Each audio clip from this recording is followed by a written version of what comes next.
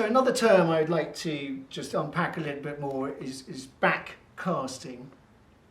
And I refer often to things being upstream and downstream as well, which are maybe slightly relevant to this too. But at the moment, I would say a lot of the solutions we're trying to apply to the symptoms, the downstream symptoms that are hitting us from where we've stepped outside of these ecological systems, are just downstream applications to symptoms rather than upstream solutions that prevent those symptoms arising in the first place. So again, this is relevant in terms of our food farming systems and the way we treat the topsoil, the way we deal with complex and chronic problems in the human body, in distinction from acute interventionist problems that require intervention.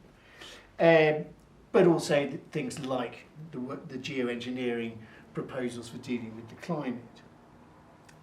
And I suppose the backcasting notion, I think, is very helpful when we're looking at where it is we want to go and the steps we need to take if we really do aspire to step back inside those cyclical regenerative ecological systems.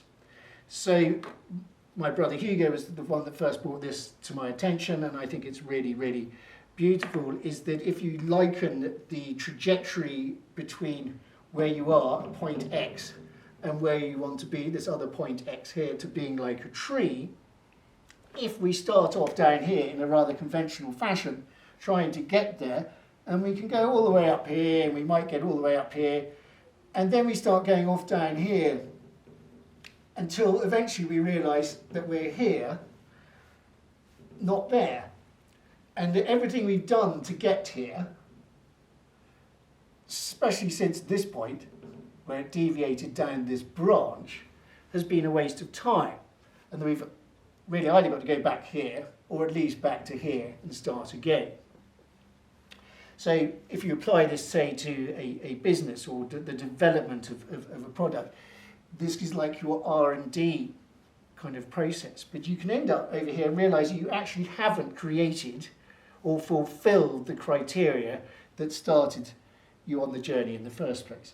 However, if you envisage being at this point here, right from the beginning, and then you backcast from there down to here, the route between there and there becomes self-evident.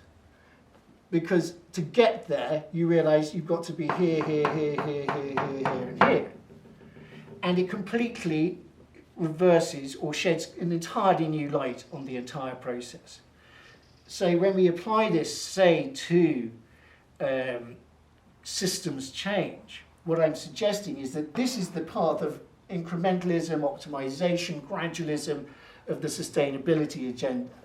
This is the path of genuine systemic change, because we're looking initially at what do we want it to look like? What are the criteria it needs to satisfy? What are the conditions, what are the boxes we've got to tick for this to become reality?